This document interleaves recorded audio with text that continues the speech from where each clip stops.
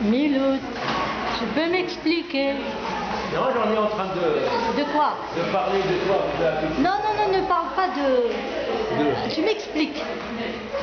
La mosaïque. Eh bien, madame, c'est un tableau de mosaïque qui a été fait par un grand peintre à l'époque coloniale qui s'appelle Delorme. Ah, d'accord. Voilà.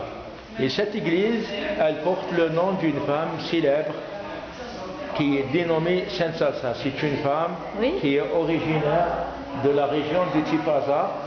Avant l'islam, elle s'est convertie en christianisme. Elle est devenue une chrétienne et elle défendait les Coptes et les chrétiens qui subissaient des atrocités au niveau de la région. Vous voyez? Oui. Alors, un jour, elle a rêvé qu'elle va être tuée, jetée à la mer. C'est une légende, une histoire légendaire. Alors, les Romains et les Phéniciens, ils avaient leur dieu une grande lampe. Alors, elle a été en conflit. Elle a pris un petit bâton, elle a cassé la lampe. Quand elle a cassé la lampe, ils l'ont égorgée et jetée à la mer. La mer s'est agitée avec une très forte agitation qui n'était pas comme d'habitude.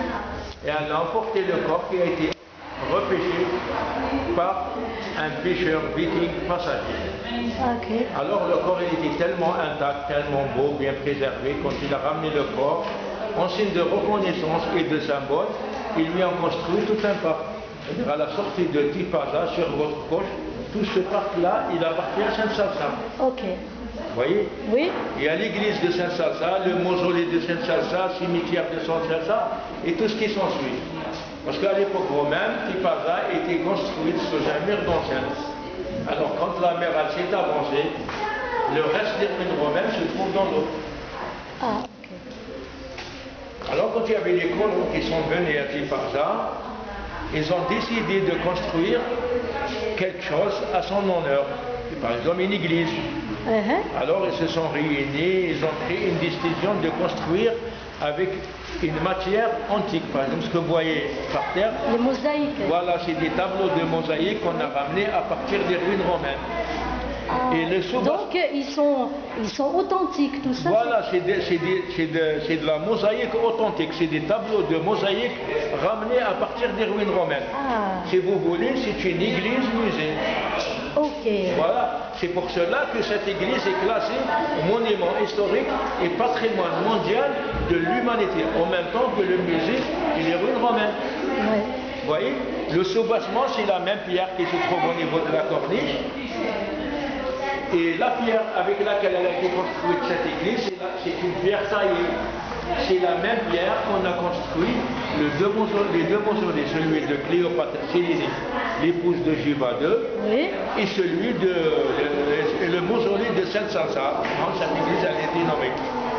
Et la pierre taillée, on l'a ramenée à partir de la carrière, à côté en face des deux îlots. Vous voyez? Merci. Ça, le Tipaza est classé ville chrétienne à l'époque romaine.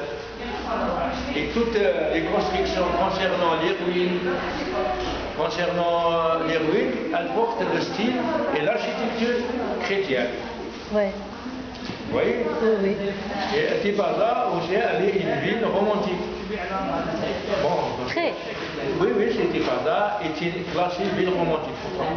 Parce qu'à l'époque, à l'état naturel de cette région, qu'elle n'avait pas de nom, les indigènes qui habitaient la région, avant de construire, ils ont imposé leur magie, leur grille. C'est pour ça qu'ils ont constaté que c'est une terre qui est purifiée et saine.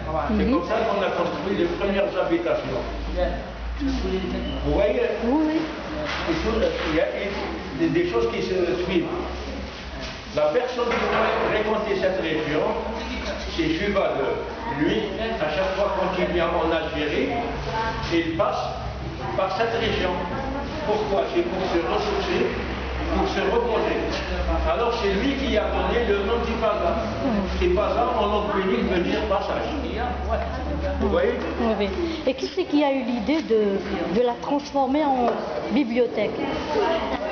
C'est-à-dire que cette église, elle était en voie de détérioration, avec Oui. des conditions climatiques, des événements et tout. Alors, la mairie, le maire a écrit une lettre au grand archevêque d'Alger En quelle année? en 2000. Ah, 2000. Oui. Donc c'est pas loin.